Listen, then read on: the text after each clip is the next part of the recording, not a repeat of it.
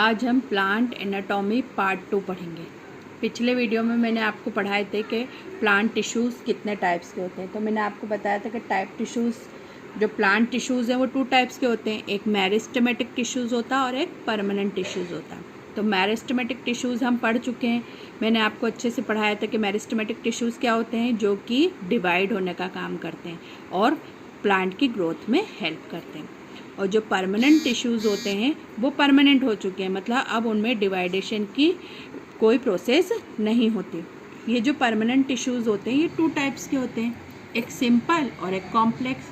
तो simple tissues के बारे में भी मैंने आपको बताया था। तो सिंपल टिश्यूज़ वो होते हैं जिसमें केवल ओनली वन टाइप्स की सेल्स होती हैं, उनको हम सिंपल टिश्यूज़ कहते हैं। और कॉम्प्लेक्स टिश्यूज़ वो होते हैं जिनके अंदर मैनी टाइप्स की सेल्स होती हैं, अलग अलग तरह की सेल्स होती हैं, उनका शेप और उनका वर्क सब अलग अलग होता है। तो इस तरह के जो टिश्यूज़ होते हैं उनको हम कॉम्प्लेक्स टिश्यूज़ कहते हैं। तो सिंपल टिश्यूज़ में आपको पिछले वीडियो में पढ़ा चुकी हूँ। मैंने पैरेन्काइमा के बारे में पढ़ाया था आपको, कोलेनकाइमा और स्क्लेरेन्काइमा, ये तीनों आपके सिंपल टिश्यूज़ हैं।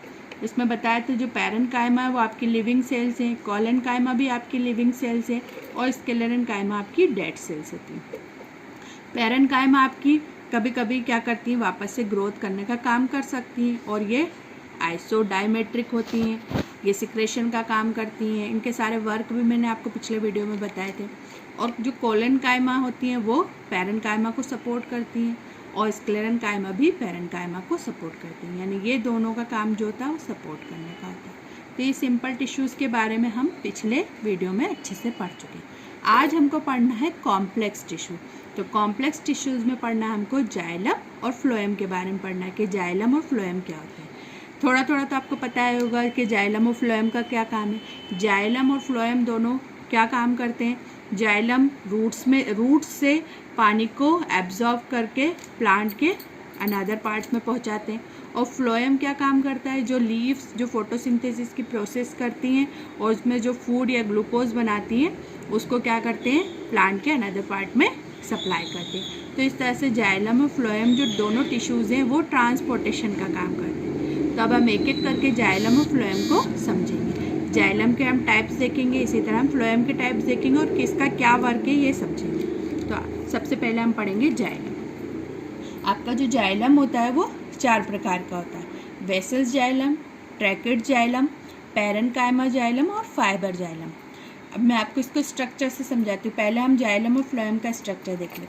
प्लांट के अंदर जो जाइलम और फ्लोएम होता है वो कुछ इस तरह से होता है। मैं ये एक प्लांट की कटिंग करती हूँ, जैसे अगर मैंने स्टेम को काटा या इसी तरह रूट्स को काटो तो इसमें कुछ बहुत बड़ी छोटी क्या होती है, ट्यूब्स होती हैं। क्योंकि जाइलम फ्लोएम का जो स्ट्रक्चर होता है वो ट्यूब लाइक्स होता है। तो इस तरह की ट्यूब्स होती हैं, इस तरह की कुछ ट्यूब्स इसके अंदर बनी होती हैं। ये कुछ मोटी ट्यूब्स होती हैं और इन्हीं के बीच बीच में कुछ बहुत पतली पतली ट्यूब्स भी होती हैं, ऐसे पतली पतली ट्यूब्स भी बनी होती हैं। इनके अंदर से वाटर सप्लाई होता है, ग्लूकोज सप्लाई होता है, इस तरह से इनमें काम होता रहता है। तो ये छोटी छोटी ट्यूब्स दिख रही है, ये जाइलम का स्ट्रक्चर बना रहे हैं। इसमें कुछ मोटी ट्यूब्स होती हैं और कुछ पतली ट्यूब्स होती हैं। तो जो ये मोटी ट्यूब्स हैं इनको हम बोलते हैं वेसल्स जाइलम, और जो पतली ट्यूब्स हैं वो होती हैं आपके ट्रैकेट्स जाइलम। और इनके बीच बीच में जो सेल्स होंगी इस तरह से, जो पैरेन्काइमा होगी जो इनको घेरे रहेगी एक जैसी, वो पैरेन्काइमा जाइलम होंगे। और जो फाइबर जाइलम है वो इनको पूरी तरह से सपोर्ट करके पकड़ के रखेंगे। क्योंकि फाइबर हमने काय में पढ़ा था, स्क्लेरेन्काइमा का एक पार्ट है। जो स्क्लेरेन्काइमा डेड सेल्स होते हैं और प्लांट को पूरी तरह से सपोर्ट करने का काम करते हैं। तो जो फाइबर जाइलम होते हैं वो सपोर्ट करते हैं। अब एक एक करके हम इनका डायग्राम बनाते हैं। सबसे पहले हम वेसल्स जाइलम को देखेंगे। ये इस तरह की ब्रॉड ट्यूब्स होती हैं, इस तरह की, ये एक दूसरे से इस तरह से जुड़ी होती हैं। ये एक ट्यूब्स है, ये दूसरी ट्यूब्स है। इनके बीच बीच में क्या होते हैं, पिट्स पाए जाते हैं, ऐसे छेद होते हैं। पूरे पानी का वाटर का सप्लाई ऐसे ट्यूब में से नहीं होता है, इन छोटे छोटे छेदों में से होता है। इनको हम बोलते हैं पिट्स। इनमें से पानी होकर गुजरता है ऐसे, जब नीचे से पानी आता है तो वो इनमें से ही होकर ऊपर की तरफ ऐसे चढ़ता है, इन पिट्स में से ही होकर गुजरता है। और जो एक ट्यूब दूसरी ट्यूब से जुड़ी हुई है वो यहाँ पर छोटे छोटे छेद होते हैं इस तरह से।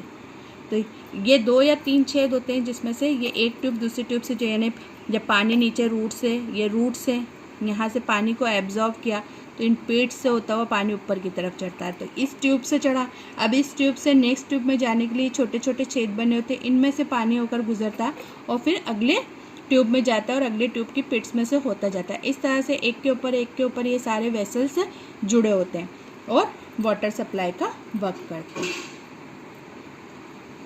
वाटर सप्लाई करते हैं। अब कितना इम्पोर्टेंट वर्क है इनका, आप देख रहे हो कि वाटर सप्लाई करना यानी नीचे से पानी को खींचकर ऊपर ले जाना, यानी ग्रेविटेशनल फोर्स के अपोजिट पानी को ऊपर चढ़ाना, यानी इनके ऊपर बहुत ज़्यादा लोड पड़ता है, बहुत ज़्यादा वर्क करना पड़ता है।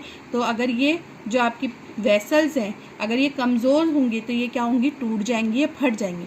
पर ये टूटती है फटती नहीं, क्योंकि इनके चारों तरफ एक लिग्निन की, मैंने आपको लिग्निन के बारे में पहले भी बताया था, लिग्निन की एक लेयर पाई जाती है जो कि टफ मटेरियल होता है। इनके चारों तरफ काय की लेयर चढ़ी होती है, लिग्निन की, जो एक टफ मटेरियल होता है जो इसको क्या करता है, सपोर्ट करता है। जो सेकेंडरी ग्रोथ जब होती है तब ये लिग्निन से यहाँ पर इसमें जो सेल्स बन जाते हैं वो इसको क्या करते हैं, इन ट्यूब्स को, वेसल्स ट्यूब को सपोर्ट करने का काम करते हैं।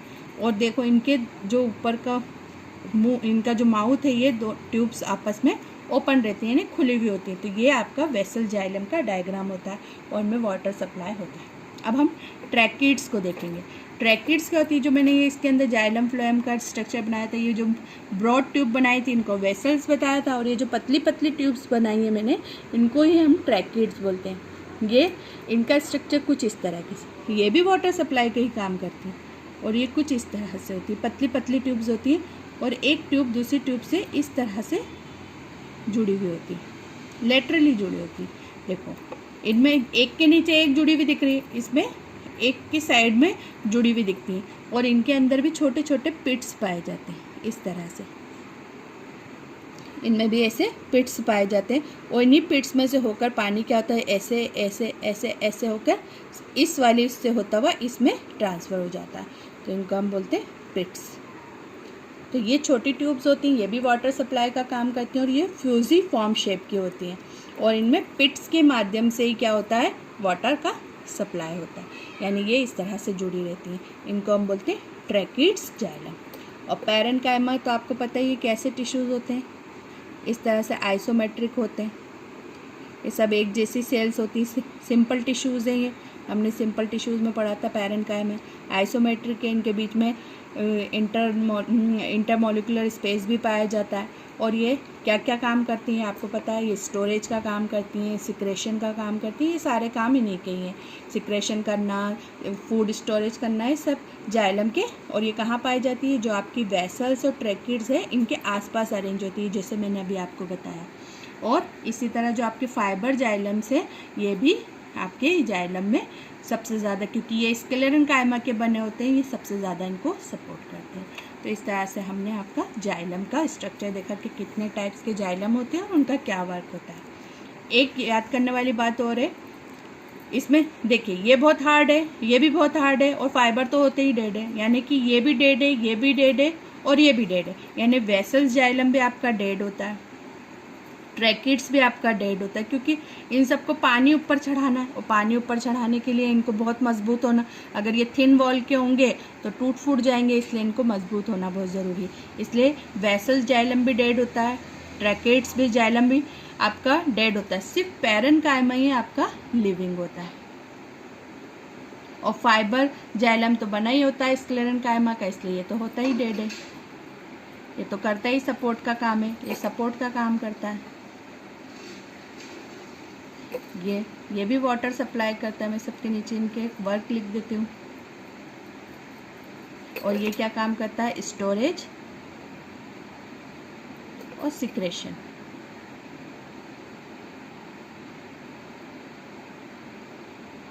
ये दो वर्क, ठीक है। तो आप देख रहे हैं जाइलम का मोस्टली पार्ट आपको कैसा दिख रहा है, डेड, यानी 4 प्रकार का जाइलम होता है, उसमें से 3 पार्ट तो इसके डेड है, इसलिए जाइलम का जो मोस्टली पार्ट होता है वो कैसा होता है, आपका डेड होता है। तो हम लिख सकते हैं xylem mostly dead tissues only parenchyma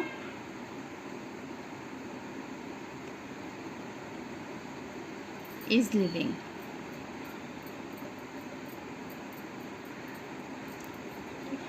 एक चीज़ और याद करने वाली है इसमें, अगर हम इनका डेवलपमेंट देखें तो जिम्नोस्पर्म और एंजियोस्पर्म में क्या फ़र्क है। तो जिम्नोस्पर्म में जाइलम वेसल्स नहीं होते और जाइलम का सबसे इम्पोर्टेंट पार्ट है। ये जाइलम का सबसे इम्पोर्टेंट पार्ट है क्योंकि सबसे ज़्यादा वाटर सप्लाई यही करता है, और ये किस में नहीं पाया जाता है, जिम्नोस्पर्म में नहीं पाया जाता।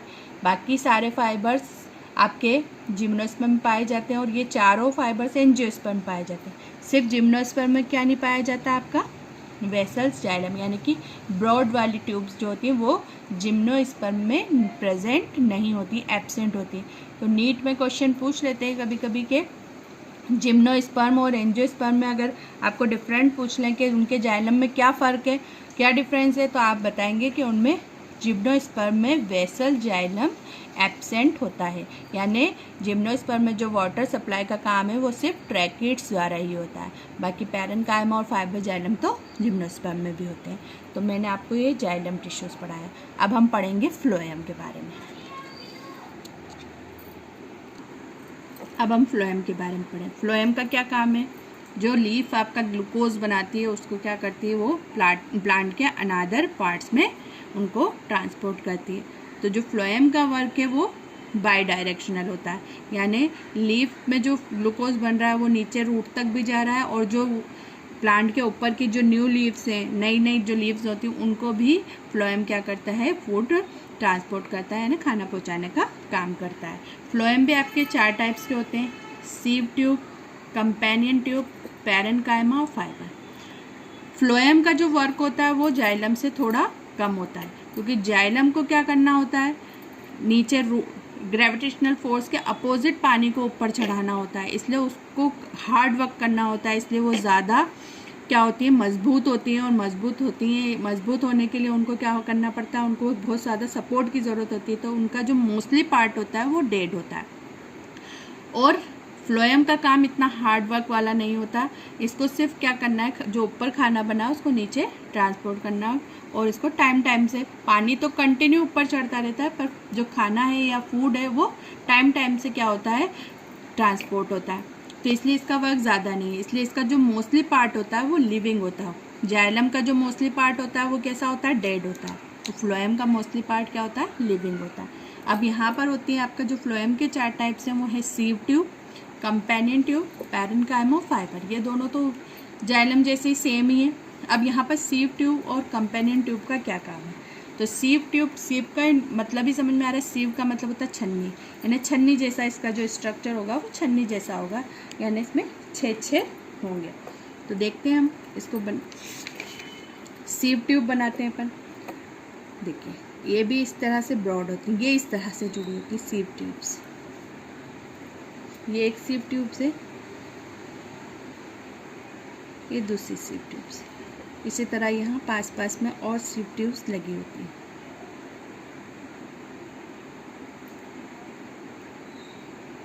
ये सीव ट्यूब्स हैं, इनमें जो खाना होता है ये क्या होता है, यहाँ पर ये एक सीव ट्यूब दूसरी सीव ट्यूब से ऐसे बारीक छेदों द्वारा, छन्नी के जैसे बारीक छेद होते हैं, ऐसे छेदों से ये क्या होती है, यहाँ पर एक दूसरे से जुड़ी होती है, और इन्हीं में से खाना होकर हमने जाइलम में भी बनाया था, पर वहाँ पर सिर्फ 2 या 3 छेद होते हैं, और यहाँ पर बारीक छन्नी की तरह बहुत बारीक छेद बने होते हैं।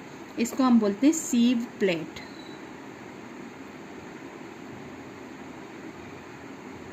यानी एक ट्यूब में से खाना दूसरे ट्यूब में जो ट्रांसफ़र होता है वो किसके माध्यम से होता है, इन सीव प्लेट के माध्यम से होता है। इनमें छोटे छन्नी की तरह छेद बने होते हैं। अब ये अभी मैंने आपको बताया कि ये लिविंग होती है, यानी इनमें बहुत ज़्यादा क्या बना होता है, प्रोटोप्लाज्म भरा होता है। अब प्रोटोप्लाज्म भरा होने की वजह से जो आपका फूड है वो इसमें से जब ट्रांसपोर्ट होता है, ट्रांसफ़र होता है, तो उसको बहुत दिक्कत आती है, क्योंकि प्रोटोप्लाज्म में से खाने को निकलना है, यानी बहुत ज़्यादा मशक्क़त करनी पड़ेगी, उसको बहुत ज़्यादा वर्क करना पड़ेगा। तो जो सीव ट्यूब का जो प्रोटोप्लाज्म होता है वो साइड में क्या हो जाता है, ऐसे अरेंज हो जाता है, साइड में जमा हो जाता है। इस तरह से सारा प्रोटोप्लाज्म क्या होता है, सीव ट्यूब में आसपास जमा हो जाता है। और बीच का हिस्सा यहाँ पर क्या हो जाता है, खाली हो जाता है, यानी एक कैविटी बन जाती है। यहाँ पर क्या बन जाती है, कैविटी बन जाती है। इस कैविटी में से अब जो ऊपर से फूड आ रहा है वो इस कैविटी में से होता हुआ कहाँ आ जाता है, नीचे की तरफ आ जाता है। और यहाँ पर जो सीव प्लेट है इसमें से होता हुआ कहाँ आ जाता है, नीचे वाली सीव ट्यूब में आ जाता है। तो इस तरह से आपका फूड का ट्रांसफ़र चलता रहता है। तो प्रोटोप्लाज्म कहाँ इकट्ठा हो गया, सारा साइड में इकट्ठा हो गया। अब सब साइड में इकट्ठा हो गया तो अब इसके पास न्यूक्लियस नहीं है। तो अब न्यूक्लियस कहाँ से आएगा, आपको मालूम है प्रोटोप्लाज्म में ही न्यूक्लियस होता है। और कोई भी अगर लिविंग सेल है और अगर उसका न्यूक्लियस उसके पास नहीं होगा तो फिर वो डेड हो जाएगी। तो फिर अब इसको न्यूक्लियस की ज़रूरत पड़ेगी। तो वो न्यूक्लियस का क्या काम करेगा, तो जो आपका फ्लोएम का दूसरा पार्ट है कंपेनियन ट्यूब, कंपेनियन ट्यूब के पास अपना न्यूक्लियस होता है। तो ये कंपेनियन ट्यूब क्या करती है, इस सीव ट्यूब के साथ अपने न्यूक्लियस को शेयर कर लेती है। तो जो कंपेनियन होती है, जो ट्यूब्स होती हैं वो ऐसे बीच बीच में अरेंज होती हैं, सीव ट्यूब के बीच बीच में ऐसे अरेंज होती है, ये इस तरह से जुड़ी होती है। अगर आप इस बुक में भी इसका स्ट्रक्चर बनाया आप देख सकते हो इस तरह से। ये कंपेनियन ट्यूब है, जो बीच में मैंने आपकी बनाई है ये आपकी बनाई है कंपेनियन।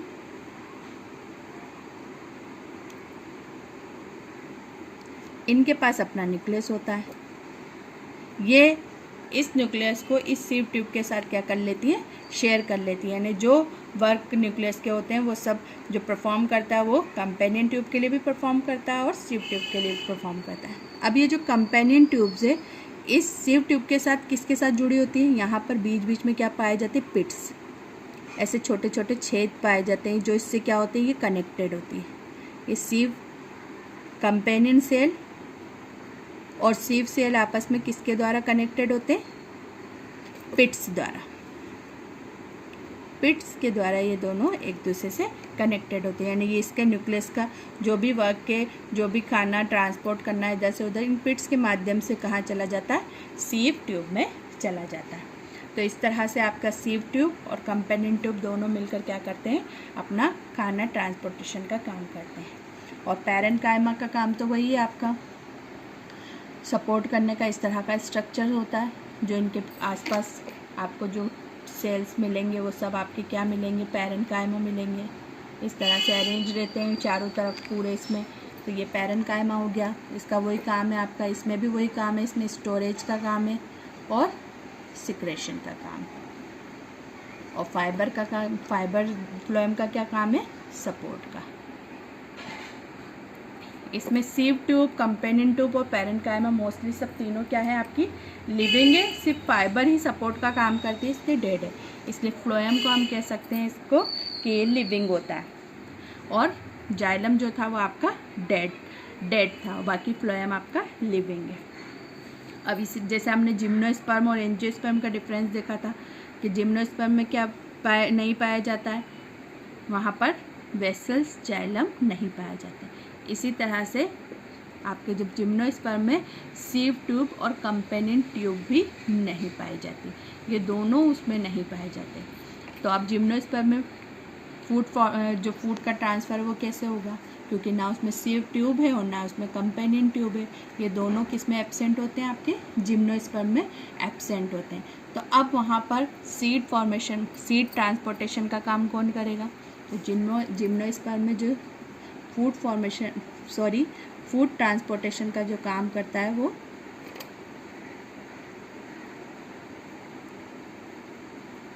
सीव सेल करती है। कौन करता है, सीव सेल। ये सीव ट्यूब की जगह पर उनमें सीव सेल पाई जाती है और कंपेनियन ट्यूब की जगह उसमें पाई जाती है उसमें एल्ब्यूमिनस सेल।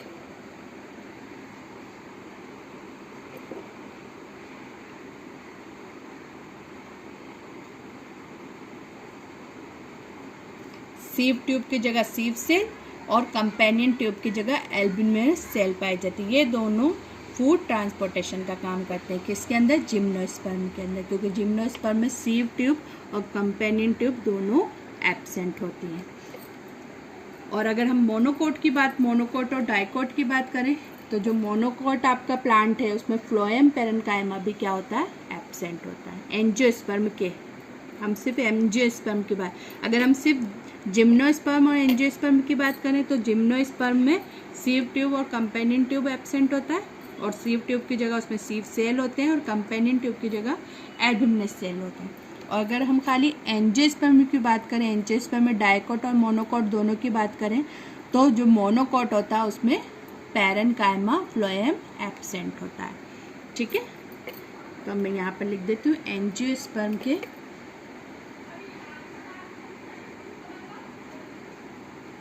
मोनोकोट प्लांट में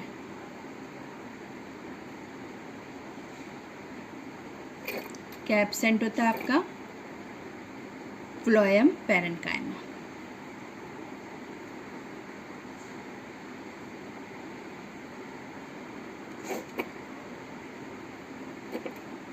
एब्सेंट होता है। तो आज मैंने आपको कॉम्प्लेक्स टिश्यूज़ पढ़ाए जाइलम और फ्लोएम के बारे में, कि उनका कैसा वर्क है, उनका कैसा स्ट्रक्चर्स है और वो कैसे काम करते हैं।